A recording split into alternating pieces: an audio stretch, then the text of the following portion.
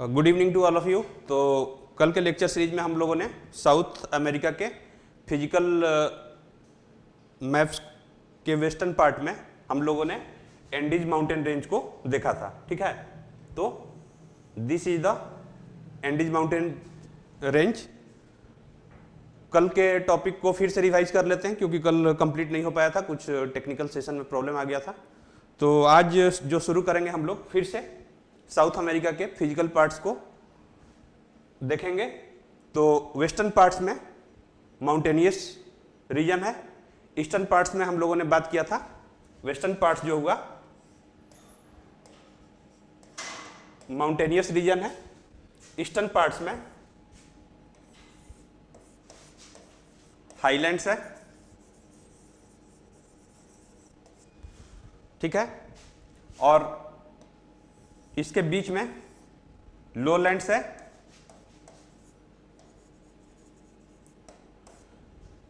We can also call it basin created by different rivers. ठीक है, तो western part में हम लोगों ने पढ़ा था एंडीज माउंटेन रेंज है जिसका एक्सटेंशन होता है कहां से, वेनेजुएला से लेकर और चिली के सदर्न कोस्ट तक। टोटल हाउ मेनी कंट्रीज, तो Andes mountain range is crossing through 7 countries. Which are all 7 countries, तो पहले में वेनेजुएला, फिर उसके बाद Colombia, Ecuador, Peru, Bolivia, Chile और अर्जेंटीना। Total 7 countries. फर्दर हम लोगों ने पढ़ा था एंडीज माउंटेन रेंज को हम लोगों ने 3 पार्ट में डिवाइड किया था, first, second and the third one, यानी नॉर्दर्न एंडीज माउंटेन, सेंट्रल और उसके बाद southern. Northern Andes mountain range में 2 इंपॉर्टेंट पिक्स थे। पहला पिक था जो माउंट कोटोपैक्सी और दूसरा माउंट चिम्बोराजो। सेंट्रल एंडीज में आए तो सेंट्रल एंडीज में 3 इंपॉर्टेंट फिजिकल फीचर्स मिले थे। First one is Atacama desert, दूसरा हमें क्या मिला था, Bolivian plateau which is also a inter mountain plateau, that means plateau surrounded by mountains from all sides। inter mountain plateau का मतलब होता है plateau surrounded by mountains from all side। उसके बाद अटाकामा डेजर्ट और दूसरा पेरू और Bolivia के बॉर्डर पे। ठीक है, बिल्कुल पेरू और बोलिविया के बॉर्डर पे हम लोगों ने देखा था, यहां पे अटाकामा डेजर्ट मिला था। Sorry, not Atacama desert, Peru और बोलिविया के बॉर्डर पे lake Titicaca. So lake Titicaca जो है वो वर्ल्ड का हाईएस्ट नेविगेबल लेक है। इसके अलावा हम लोगों ने पढ़ा था एक और लेक पोपो जो बोलिविया में है, कंप्लीटली इन बोलिविया। अगर अटाकामा डेजर्ट की बात की जाए तो mostly it is in Chile. Atacama desert जो है इट इज स्प्रेड ओवर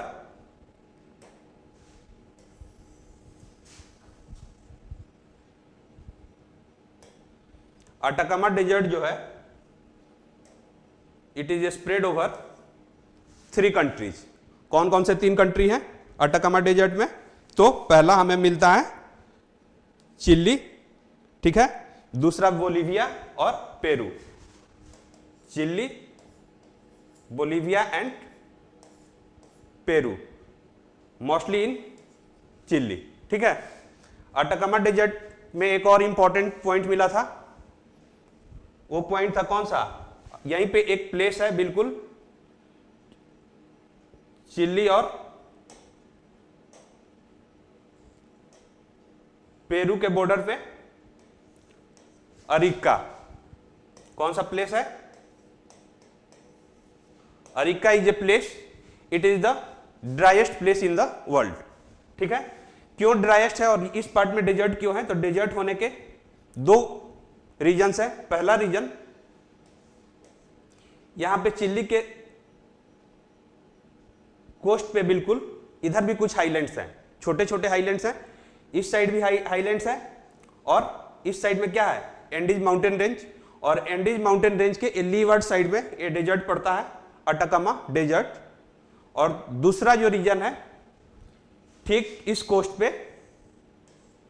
एक कोल्ड करंट बहती है और उस कोल्ड करंट का नाम है Peru Chile current. Peru Chile के नाम पे पेरू चिली करंट, या वी ऑल्सो कॉल इट, इस करंट को एक और नाम दिया गया है, that is, this current is called Humboldt current.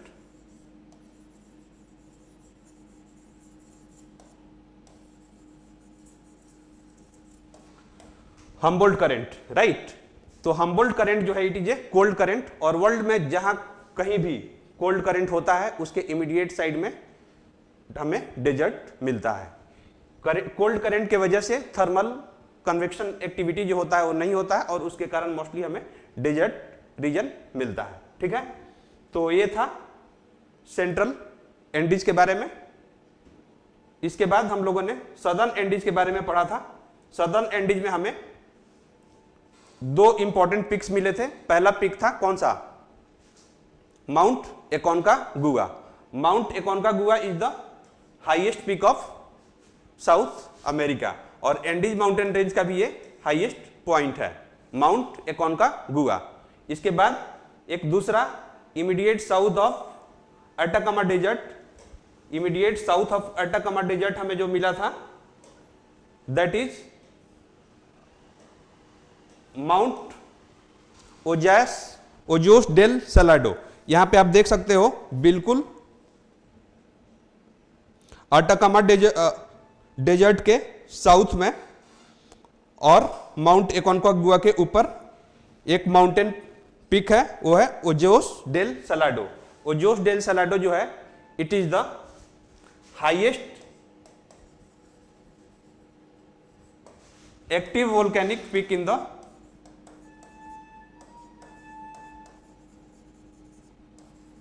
World.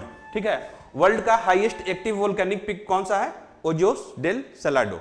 ठीक है, तो ये था western mountainous region of South America. कुछ इंपॉर्टेंट फैक्ट्स मिले, हम लोग क्वेश्चन आंसर सेशन में भी इसे कवर करेंगे। ठीक है, इसके बाद जो शुरू होता है ईस्टर्न हाईलैंड्स। ईस्टर्न हाईलैंड्स में हम देखेंगे, ईस्टर्न हाईलैंड्स में मोस्टली हमें 3 हाईलैंड्स मिलते हैं। एक है गुयाना हाईलैंड्स, आपको इसको मैप में लोकेट करने चलता है। जब भी आप वर्ल्ड मैपिंग सीरीज चलता है तो आपके हाथ में ऑक्सफोर्ड का एटलस हो या और भी कोई पब्लिकेशन का हो सकता है, एक अच्छा एटलस होना चाहिए जिसमें सारे इंपॉर्टेंट फैक्ट्स को कवर किया गया हो, ताकि इससे आपको समझने में आसानी हो। ठीक है, तो ईस्टर्न हाईलैंड्स में हमें गुयाना हाईलैंड्स मिलता है, दूसरा ब्राजीलियन हाईलैंड्स, और तीसरा पेटागोनियन हाईलैंड्स। पेटागोनियन डेजर्ट भी है और हाईलैंड्स भी है। ठीक है, तो we can also call it plateau region है एक तरह से। एंडीज माउंटेन रेंज जो है वो हम लोग क्या डिस्कस किए थे कल, it is a young fold mountain, it is a young fold mountain. Young because of recent formation, और फोल्ड माउंटेन क्या होता है बताए थे, टेक्टोनिक एक्टिविटी के कारण जो माउंटेन का फॉर्मेशन होता है वो फोल्ड माउंटेन्स में आता है। तो यहां पे इस रीजन में काफी हमें वोल्केनिक एक्टिविटी दिखता है। इसके ऊपर ठीक नॉर्थ अमेरिका है, तो ये वाला पूरा जो रीजन है पैसिफिक ओशन का, ये रिंग ऑफ फायर बेल्ट में आता है। और रिंग ऑफ फायर बेल्ट किसके लिए फेमस है, वोल्केनिक एक्टिविटी के लिए, राइट। ईस्टर्न हाईलैंड्स जो है it is comparatively made up of more hard और क्रिस्टलाइन रॉक से बना हुआ है। ये ज्यादा हार्ड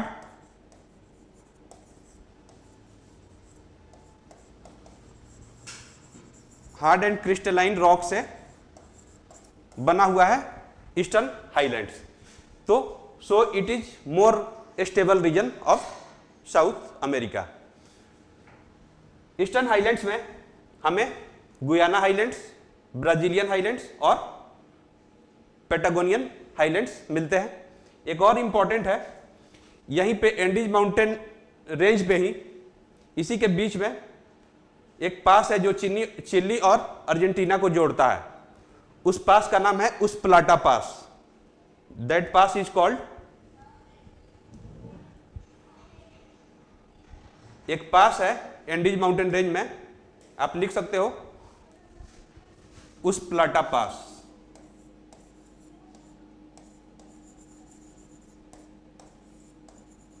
उस्प्लाटा पास जो है, जो चिली को अर्जेंटीना से कनेक्ट करता है। हम लोग डिस्कस करेंगे इसके बारे में जब हम लोग पॉलिटिकल फीचर्स पढ़ेंगे कि कौन से सिटी को कैसे कनेक्ट करता है। ठीक है, तो उस्प्लाटा पास जो है इतना याद रखना है, चिली को अर्जेंटीना से कनेक्ट करता है। ठीक है, तो हम लोग आते हैं ईस्टर्न हाइलैंड्स में। तो ईस्टर्न हाइलैंड्स में गुयाना हाइलैंड्स, ब्राजीलियन हाइलैंड्स और पेटागोनियन हाइलैंड्स। गुयाना हाइलैंड्स की बात की जाए तो इसके नॉर्दर्न साइड में एक रिवर फ्लो करती है। देखो, उसको लोकेट करना है, ओरिनोको रिवर।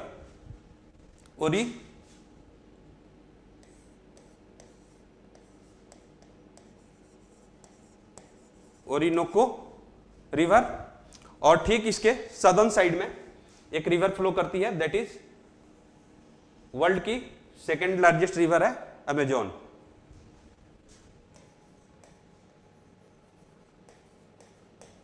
अमेजोन। तो क्या मिला यहां पे, गुयाना हाइलैंड्स हुआ, दिस इज गुयाना हाइलैंड्स। ठीक है, गुयाना हाइलैंड्स हुआ, इसके नॉर्दर्न साइड में ओरिनोको रिवर और सदर्न साइड में अमेजोन रिवर, राइट। तो नॉर्दर्न साइड में हमें ओरिनोको और सदर्न साइड में अमेजोन रिवर मिलता है। ओरिनोको रिवर वेनेजुएला में एक फॉल बनाती है, दैट इज, इसको सभी को लिखना है। ठीक है, तो एक फॉल बनाती है and that fall is called, यहां पे ओरिनोको रिवर एक फॉल बनाती है और उस फॉल को बोला जाता है एंजल फॉल।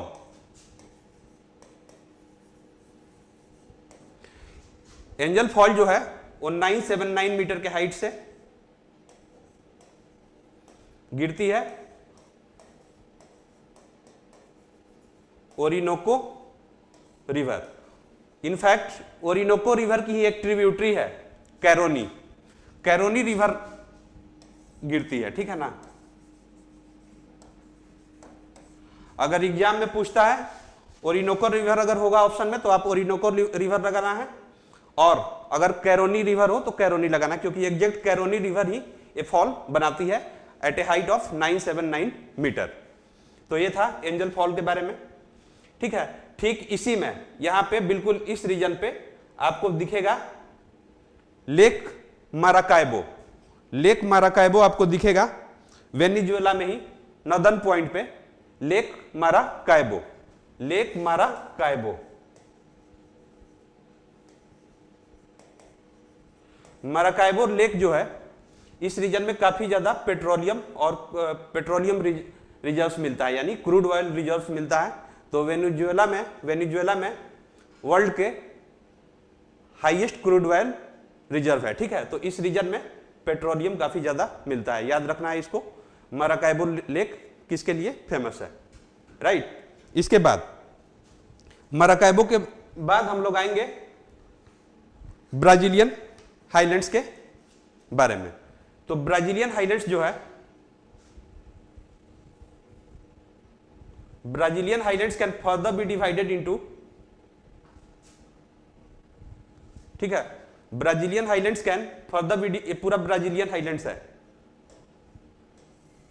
ठीक है, तो ब्राजीलियन हाइलैंड्स कवर करता है north Brazil, central Brazil and southern Brazil को। Brazilian highlands can further be subdivided into two plateaus. एक है प्लेट्यू ऑफ माटो ग्रोसो, एक है प्लेट्यू ऑफ माटो ग्रोसो और दूसरा प्लेट्यू जो है इस रीजन में है प्लेट्यू ऑफ बोर्बोरीमा। ठीक है, यहां पे देखो नॉर्थ ईस्ट में बोर्बोरीमा प्लेट्यू है। तो ब्राजीलियन हाइलैंड्स को दो पार्ट में डिवाइड करेंगे, माटो ग्रोसो का प्लेट्यू और बोर्बोरीमा का प्लेट्यू। ब्राजीलियन हाइलैंड्स से तीन इंपॉर्टेंट रिवर निकलती है। ब्राजीलियन हाइलैंड्स में तीन इंपॉर्टेंट रिवर आपको मिलेगी इस हाइलैंड से, यानी माटो ग्रोसो का प्लेट्यू भी इंक्लूडेड है। इसमें तीन इंपॉर्टेंट रिवर है, एक है पराग्वे, दूसरा है उरुग्वे और तीसरा है पराना। पराग्वे, उरुग्वे और पराना। पराग्वे और उरुग्वे तो कंट्री के नाम पे है और एक और रिवर है पराना।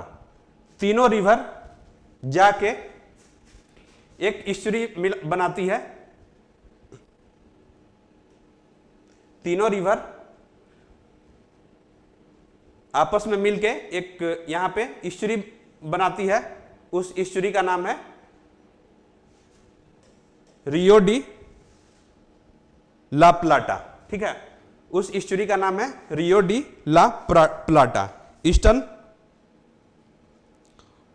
पार्ट ऑफ अर्जेंटीना और उरुग्वे के बीच में आपको मिलेगा रियो डी ला प्लाटा। तीनों रिवर एक ईस्चुरी बनाती है और इसी ईस्चुरी के नॉर्दर्न साइड में यहां पे उरुग्वे का कैपिटल और यहां पे अर्जेंटीना का कैपिटल है। उरुग्वे का कैपिटल मॉन्टेविडियो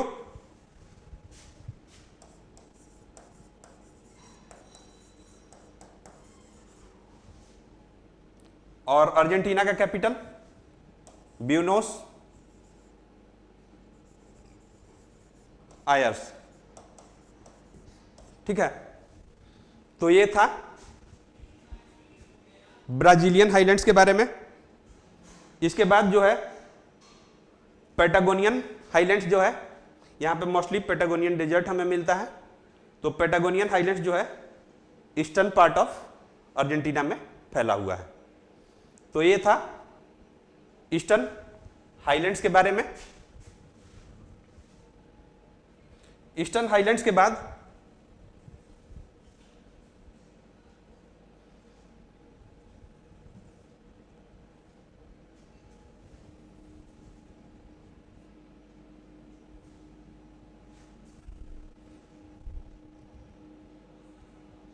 ईस्टर्न हाइलैंड्स के बाद हम लोग बात करेंगे सेंट्रल लोलैंड्स के बारे में।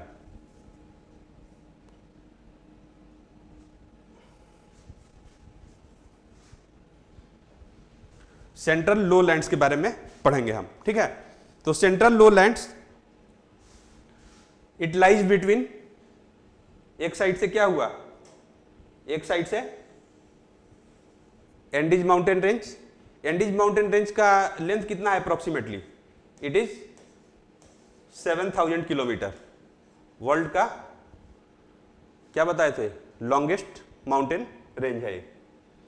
और एक साइड में हमें हाईलैंड्स मिलता है, बीच में बेसिन रीजन लोलैंड मिलता है।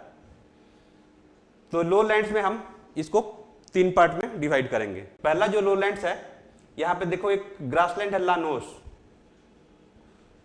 तो एक रीजन हो गया लानोस लोलैंड्स, क्लियर। इसके बाद दूसरा जो है इसी रीजन में अमेजोन वाला जो रिवर है, यहां पे हमें एक सेल्वास मिलता है। Selvas evergreen forest, tropical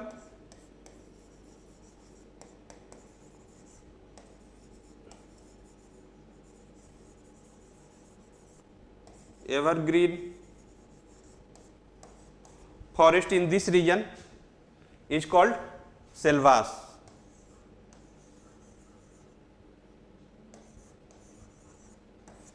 Tropical evergreen forest in this region is called selvas.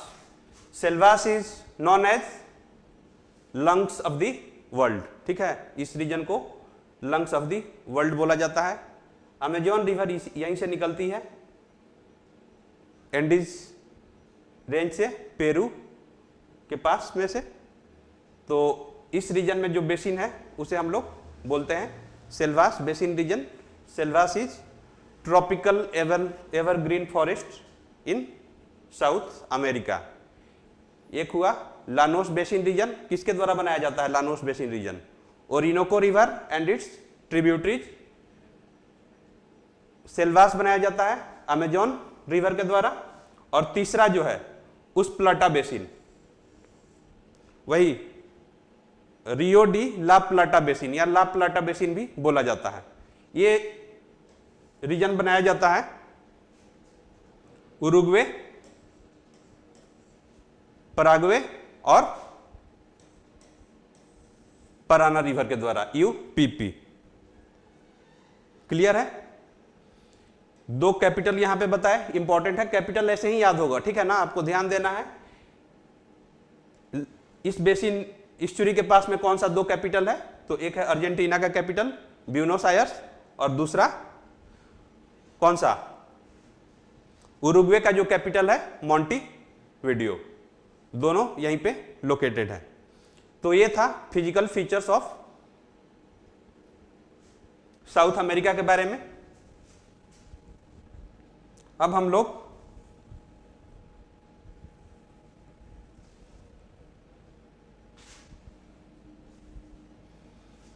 कुछ इंपॉर्टेंट आपको स्ट्रेट देखेंगे, गल्फ देखेंगे और रिवर्स देखेंगे। आज पूरे फिजिकल पार्ट्स को कवर कर लेना है, ठीक है। तो अब दूसरा जो पार्ट शुरू होगा, हम लोग कुछ आइलैंड्स से शुरू करते हैं, ठीक है। आइलैंड्स आपको लोकेट करना है मैप पे। तो साउथ अमेरिका के सबसे पहले इंपॉर्टेंट आइलैंड्स को कवर करेंगे, राइट। तो साउथ अमेरिका के अर्जेंटीना के बिल्कुल ईस्टर्न साइड में एक हमें आइलैंड मिलता है, वो है फॉकलैंड आइलैंड। फॉकलैंड आइलैंड, एक मिनट देखते हैं, अगर मैप पे लोकेट होगा तो उसको हम देख सकते हैं। हाँ, यहां पे आपको मिल जाएगा। You may write down islands of South America. तो पहला जो आइलैंड है वो फॉकलैंड आइलैंड है।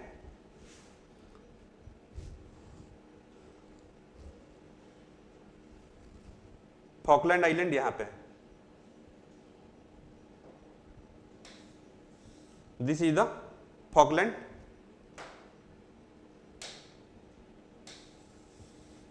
आइलैंड। इस आइलैंड पे कंट्रोल है यूनाइटेड किंगडम का, यूके का कंट्रोल है इस पे, इंग्लैंड का कंट्रोल है इसके ऊपर। और ये डिस्प्यूटेड आइलैंड है किस कंट्री के बीच में? सो it is A disputed island between Argentina and United kingdom. हमेशा अर्जेंटीना के द्वारा भारत को बोला जाता है कि इस डिस्प्यूट को आप सॉल्व करें। तो फिलहाल इस पे किसका कंट्रोल है? अर्जेंटीना का नहीं, इस पे कंट्रोल है यूके का, यूनाइटेड किंगडम का। ठीक इसी के साथ एक और आइलैंड है, एक है Georgia. You may write down Georgia. इसी रीजन में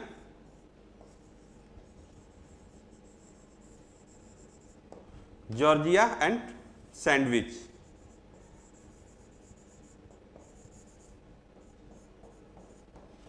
Georgia and sandwich island is also disputed between Argentina and किसके द्वारा? यूके के बीच में डिस्प्यूटेड है। तो तीन आइलैंड्स हुए। पहला फॉकलैंड आइलैंड, काफी इंपॉर्टेंट है, इसी के बारे में पूछा जाता है एग्जाम में बार बार कि कौन से आइलैंड, ये आइलैंड किस कंट्री के बीच में डिस्प्यूटेड है, या फॉकलैंड आइलैंड पे किसका कंट्रोल है। तो presently we have control of United Kingdom. दूसरा जो है Georgia and second one is Sandwich, ये भी डिस्प्यूटेड है बिटवीन अर्जेंटीना एंड यूके। इसके बाद हम देखेंगे फॉकलैंड आइलैंड के अलावा एक और आइलैंड है, that is Galapagos island. Galapagos island जो है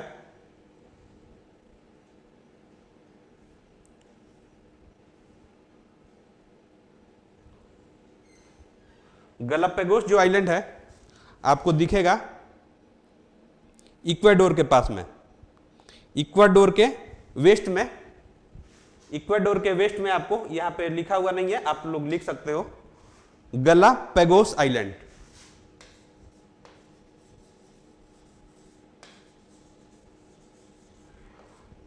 आप लोग के मैप में होगा, ठीक है, जो एटलस ऑक्सफोर्ड एटलस है वर्ल्ड मैप वाला, उसमें दिखेगा Galapagos island is west of Ecuador, और इस पे इक्वाडोर का ही कंट्रोल है।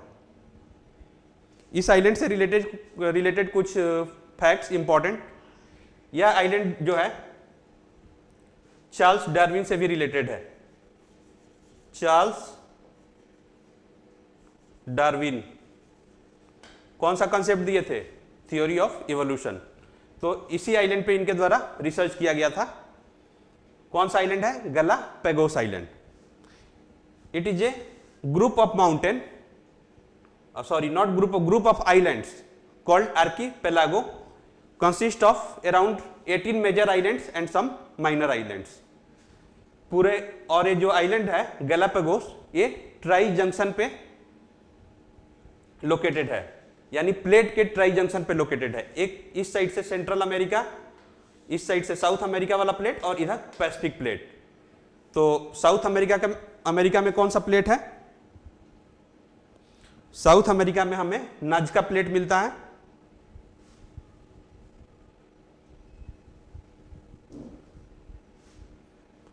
साउथ अमेरिका में नाजका प्लेट, यहां पे कोकोज प्लेट, और इधर से पैसिफिक प्लेट। तीन प्लेट के ट्राई जंक्शन पे लोकेटेड है क्या? Galapagos island. इसके अलावा वेस्ट कोस्ट ऑफ चिली में अगर हम देखें तो सैन फेलिक्स, ठीक है, उसके ईस्टर्न साइड में आपको मिलेगा सैन एम्ब्रोसियो आइलैंड, जो चिली के वेस्टर्न कोस्ट पे है। चिली के वेस्टर्न कोस्ट पे आपको दो आइलैंड्स मिलेंगे, इंपॉर्टेंट है ये। तो ये थे islands of South America. Islands के बाद अगर हम देखें तो कुछ गल्फ के बारे में देखेंगे, इंपॉर्टेंट गल्फ। तो पहला जो गल्फ है, गल्फ ऑफ गुयाक्विल। ठीक यहां पे आपको गल्फ ऑफ गुयाक्विल मिलेगा इक्वाडोर के पास में। Gulf of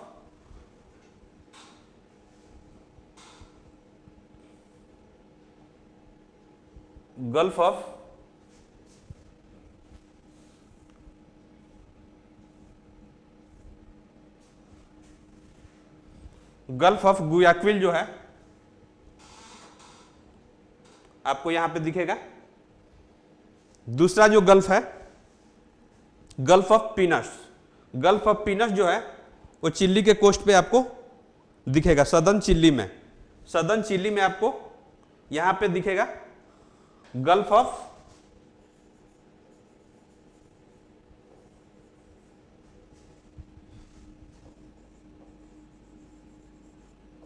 पीनस।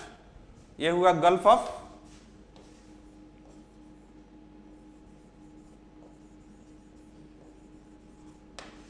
गुयाक्विल।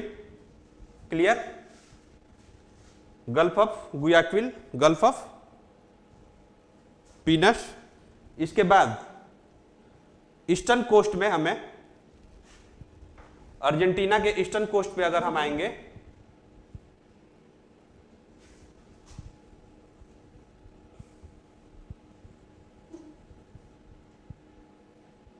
Eastern coast of Argentina, तो एक आइलैंड, एक गल्फ मिलेगा आपको San Matias, Gulf of San Matias, और दूसरा है Gulf of San Jorge. San मार्टियाज,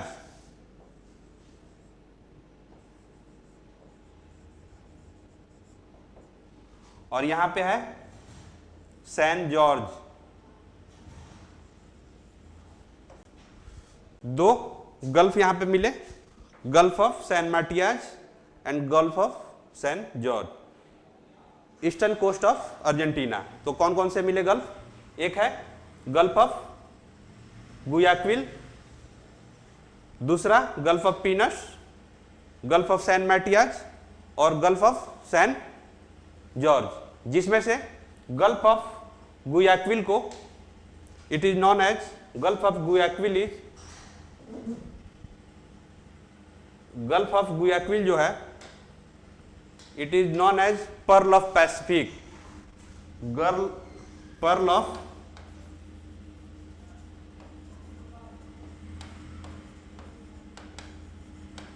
it is known as pearl of Pacific.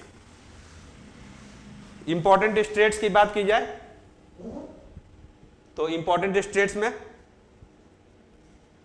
हमें सबसे पहले straight of Magellan, straight of Magellan जो है साउथ अमेरिका के मेनलैंड को, साउथ अमेरिका के मेनलैंड को टेरा डेल फ्यूगो से अलग करती है। स्ट्रेट होता है जो किसी भी दो वाटर बॉडी को कनेक्ट करे और दो लैंड बॉडी को सेपरेट करे। तो gulf of straight of Magellan जो है इट इज कनेक्टिंग पैसिफिक को अटलांटिक से। तो पहला क्वेश्चन पूछता है स्ट्रेट ऑफ मैगेलन कौन से दो ओशन बॉडी को कनेक्ट करता है, तो कनेक्ट करता है ये पैसिफिक को अटलांटिक से। दूसरा है इसका कौन से दो लैंड बॉडी को सेपरेट करता है, तो साउथ अमेरिका के मेन लैंड को ये सेपरेट करता है टेरा डेल फ्यूगो से। टेरा डेल फ्यूगो बिल्कुल साउथ में आपको दिखेगा, साउथ में दिखेगा टेरा डेल फ्यूगो। टेरा डेल फ्यूगो का जो शेप है वो बिल्कुल साउथ अमेरिका के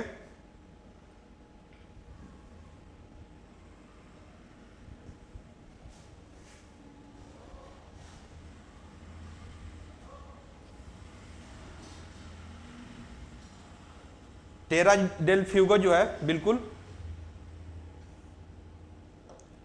साउथ अमेरिका के यहां पे है ऐसे। इसका जो शेप है टेरा डेल फ्यूगो का कुछ इस तरह से है, हार्ट लाइक शेप। तो टेरा डेल फ्यूगो के ईस्टर्न पार्ट पे अर्जेंटीना का कंट्रोल है क्योंकि ईस्ट में अर्जेंटीना है, और वेस्टर्न पार्ट पे चिली का कंट्रोल है, ठीक है। तो मैगेलन स्ट्रेट हो गया। इसके अलावा एक और है ड्रेक पैसेज।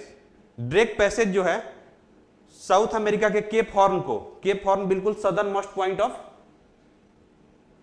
क्या है, southern most point of South America, इसको सेपरेट करता है किससे, अंटार्कटिका से। तो दो इंपॉर्टेंट स्ट्रेट्स हुए, स्ट्रेट ऑफ मैगेलन और दूसरा Cape Horn.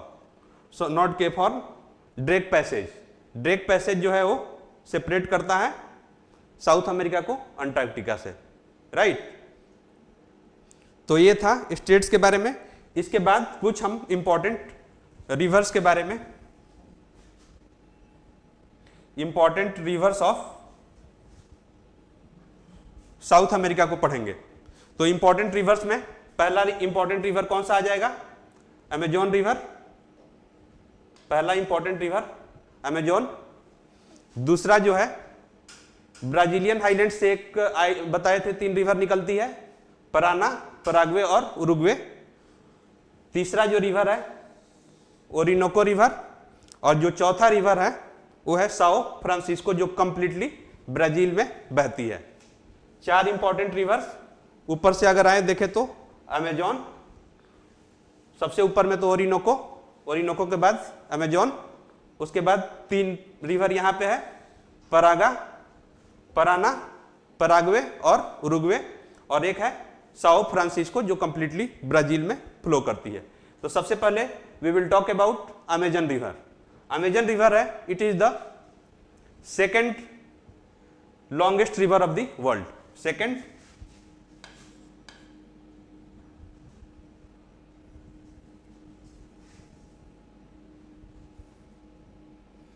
about Amazon river।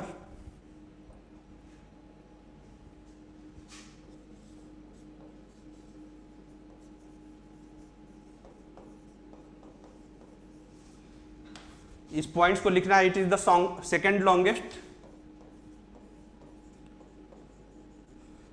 Longest river in the world और largest river in the world. Water capacity में, ड्रेनेज कैपेसिटी में वर्ल्ड का ये लार्जेस्ट रिवर है। इस रीजन में जो ट्रॉपिकल एवरग्रीन फॉरेस्ट है उसको क्या बोला जाता है? कॉल्ड सेल्वास, बात हुआ था। Known as lungs of the world. Amazon एक ऐसी रिवर है बिल्कुल इक्वेटर के पास से गुजरती है, क्रॉसिंग थ्रू इक्वेटर। वर्ल्ड में एकमात्र ऐसी ट्रिब्यूटरी है जिसकी करीब 1100 प्लस ट्रिब्यूटरीज है। क्यों ट्रिब्यूटरीज है? 1100 प्लस से ज्यादा इसकी ट्रिब्यूटरीज है। तो ऑब्वियस है कि इसका जो कैचमेंट एरिया होगा, water carrying capacity, water holding capacity जो होगा वो सबसे ज्यादा होगा, अबाउट 1100 ट्रिब्यूटरीज, क्योंकि ये बिल्कुल इक्वेटर के पास से निकल रही है, ट्रॉपिकल एरिया है। दूसरा जो है, इट इज फ्लोइंग फ्रॉम, इसका जो ओरिजिन पॉइंट है अमेजन रिवर का,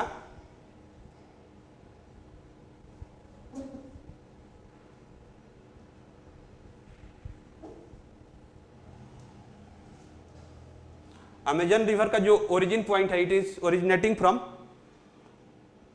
पेरू के पास में जो एंडीज रीजन है वहां से, पेरुवियन एंडीज से निकलती हुई ये ईस्टर्न पार्ट में फ्लो करती है।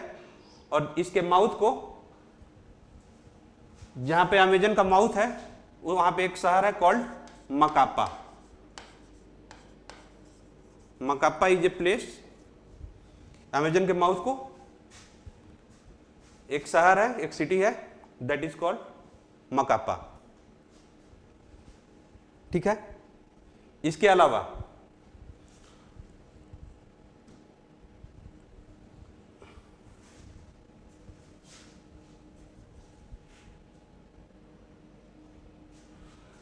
अमेजोन जो है वो दो हेड स्ट्रीम से बनी हुई है। कैसे?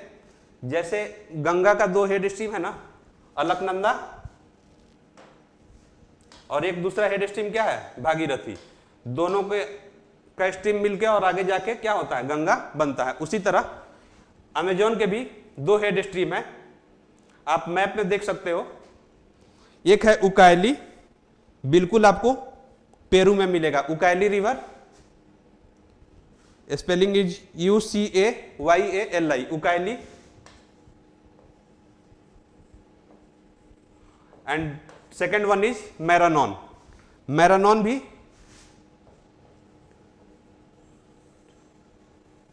मैरानॉन, दोनों का हेड स्ट्रीम यानी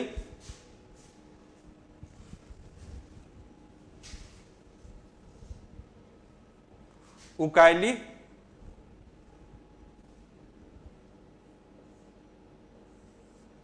और मैरानॉन दो अलग अलग स्ट्रीम है, और मिलके ये क्या बनती है?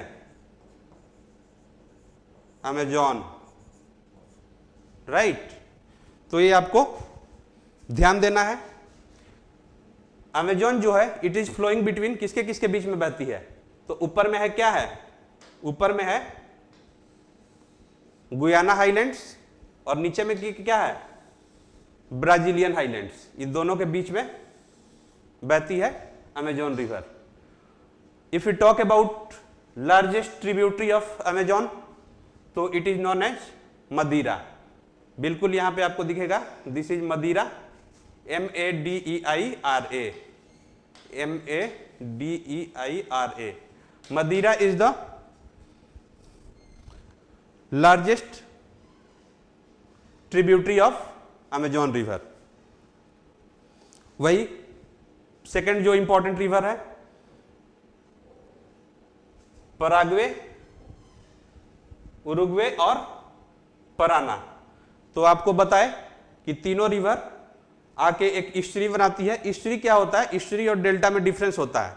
सेडिमेंट्स जब रिवर डायरेक्ट जाके और सी में डिपॉजिट कर देती है तो उस समय ईस्टरी का फॉर्मेशन होता है, और सेडिमेंट्स रिवर के माउथ पे डिपॉजिट होते हुए जाके मिलती है जब रिवर समुद्र में, तो वो डेल्टा का फॉर्मेशन होता है। तो इन तीनों रिवर्स के द्वारा उरुग्वे, पराग्वे और पराना, इनके द्वारा जो यहां पे रिवर प्लेट बनाया गया है, रियो डी ला प्लाटा, जो हिस्ट्री बनाई गई है रियो डी ला प्लाटा, यहां पे आके तीनों रिवर मिलती है। तो दूसरा रिवर सिस्टम हो गया। पराना रिवर पे ही एक इंपॉर्टेंट डैम बनाया गया है एंड उस डैम को बोला जाता है इटाइपू डैम। पराना रिवर पे एक डैम बनाया गया है,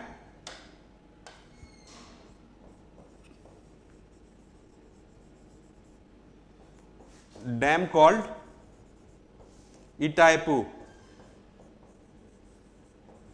तो इटाइपू डैम कौन से रिवर पे है? तो पराना रिवर पे। इसके बाद अगर ओरिनोको रिवर की बात की जाए तो Orinoco river north of Guyana highlands flow करती है, यहीं से निकल के एक फॉल बनाती है और वो फॉल है कौन सी? Angel fall. इसके एक ट्रिब्यूटरी कैरोनी के द्वारा बनाया गया है। तो अमेजोन की साउथ अमेरिका की सबसे बड़ी रिवर अमेजोन, उसके बाद ये रिवर सिस्टम जो हुआ उरुग्वे, पराग्वे और पराना, यानी कि पराना बड़ी है।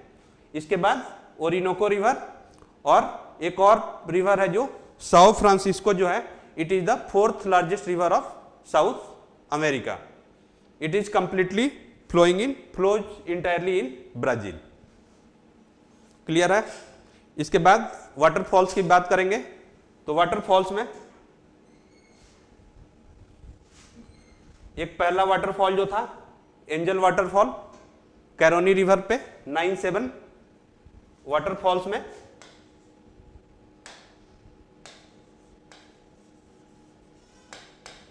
वाटरफॉल्स की बात की जाए तो एंजल फॉल कौन से रिवर पे? कैरोनी या ओरिनोको। इसके अलावा दो वाटरफॉल और है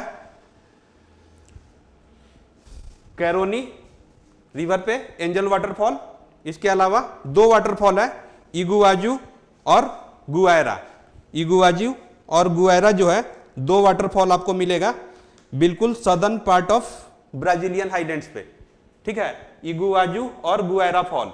यहां पे गुआयरा फॉल है, दिस इज गुआयरा फॉल, और गुआयरा फॉल के ठीक नीचे में है इगुआजू फॉल। ये है इगुआजू और दूसरा है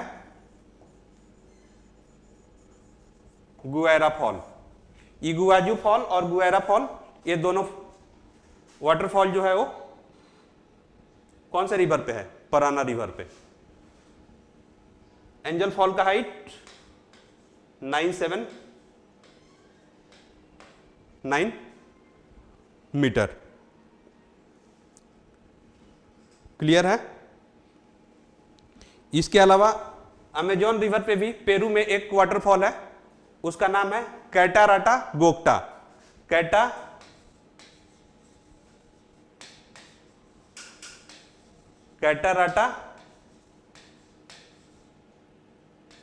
कैटाराटा गोक्टा बिल्कुल पेरू के पास में है, अमेजोन रिवर पे बनती है कैटाराटा गोक्टा वाटरफॉल। तो ये थे important waterfalls.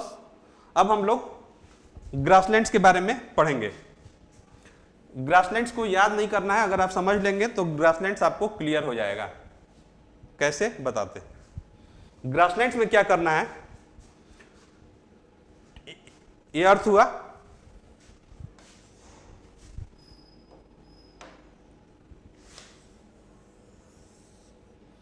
Zero degree equator, tropic of Capricorn, tropic of Cancer, इसके बीच में जो भी ग्रासलैंड आता है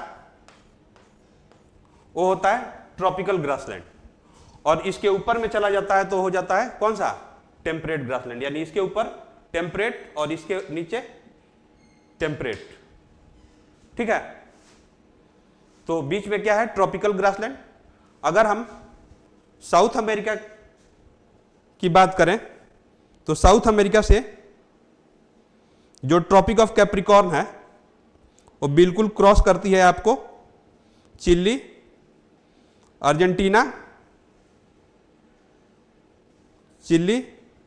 अर्जेंटीना, पराग्वे और ब्राजील के होते हुए समथिंग लाइक यहां से क्रॉस करती है ट्रॉपिक ऑफ कैप्रिकॉर्न। तो इसके ऊपर, और इक्वेटर तो बिल्कुल यहां पे है, और ट्रॉपिक ऑफ कैंसर इंडिया के पास में है बिल्कुल। तो इसके ऊपर जो भी ग्रासलैंड है that is tropical grassland of South America. तो इंपॉर्टेंट ट्रॉपिकल ग्रासलैंड्स की बात की जाए, इसको नोट कर लेना है। Tropical grasslands,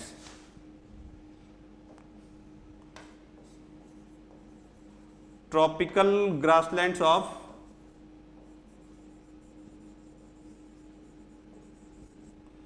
south America. तो पहला जो ग्रासलैंड हमें मिलेगा Llanos. Llanos is the tropical grassland जो वेनेजुएला और कोलंबिया में मिलता है। इसके बाद ब्राजील में अगर हम आए तो ब्राजील में 3 ग्रासलैंड मिलता है। ब्राजील में 3 ग्रासलैंड मिलता है। 3 पार्ट में इसको हम लोग डिवाइड करेंगे। नॉर्थ में जो ब्राजील में यहां में मिलता है इसको बोला जाता है कटिंगाज। यहां देखो कटिंगाज।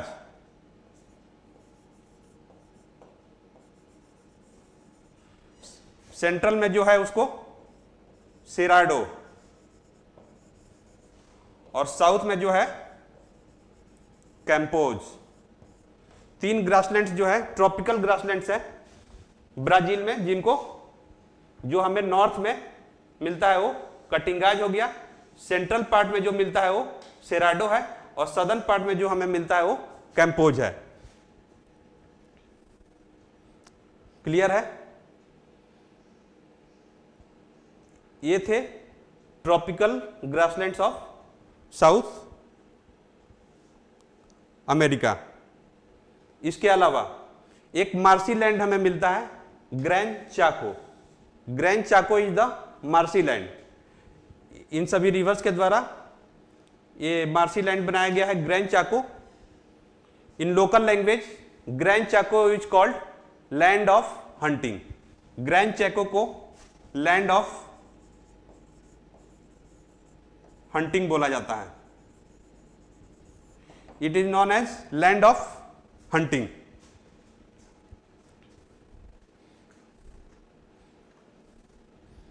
क्लियर है?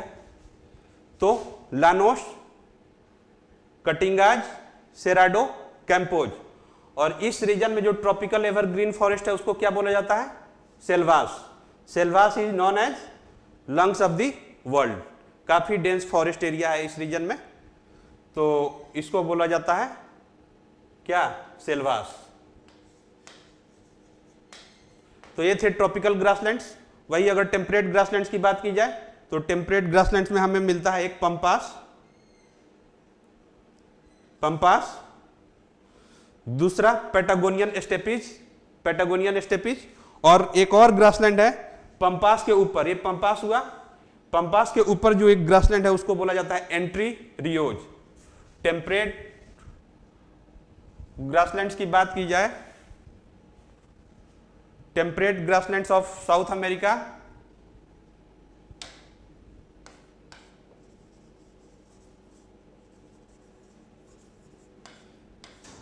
टेम्परेट ग्रासलैंड्स तो पहला पैम्पास, दूसरा पैटागोनियन स्टेपीज,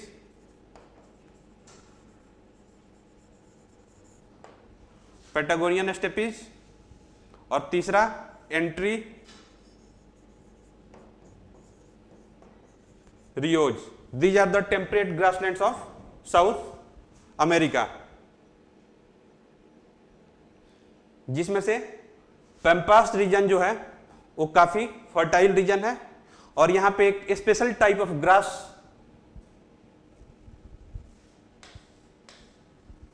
कमर्शियल ग्रेजिंग के लिए उगाया जाता है, और उस ग्रास का नाम है, न्यूट्रिशियस ग्रास है काफी, और उस ग्रास का नाम है alpha alpha. Alpha alpha, alpha alpha is a grass grown in pampas region for commercial grazing। यहां पे एनिमल रियरिंग होता है, तो कमर्शियल ग्रेजिंग के लिए अल्फा अल्फा ग्रास उगाया जाता है, राइट। इसके बाद जो सेंट्रल लोलैंड्स है वो काफी स्पार्सली पॉपुलेटेड है, बिकॉज यहाँ पे सॉइल का लीचिंग काफी ज्यादा हुआ है, लेकिन पंपास रीजन में काफी फर्टाइल सॉइल हमें मिलता है। तो पंपास किस टाइप का ग्रासलैंड है? तो आपको ध्यान देना है, ये टेम्परेट है क्योंकि अर्जेंटीना साउथ में है बिल्कुल। तो पंपास, पैटागोनियन स्टेपीज और एंट्री रियोज। वही डेजर्ट्स की बात की जाए तो दो इंपॉर्टेंट डेजर्ट्स हैं, पहला पैटागोनियन डेजर्ट और दूसरा अटाकामा डेजर्ट। पैटागोनियन डेजर्ट जो है साउथ अमेरिका का लार्जेस्ट, सबसे बड़ा डेजर्ट पैटागोनियन डेजर्ट है और it is a cold desert in South America. बिल्कुल पैटागोनियन डेजर्ट के नॉर्थ में एक और डेजर्ट है, पैटागोनियन डेजर्ट के नॉर्थ में एक और डेजर्ट है, नहीं होगा तो आप उसको लिख लो मॉन्टे डेजर्ट, अगर मैप में मिल जाए तो ठीक है, नहीं तो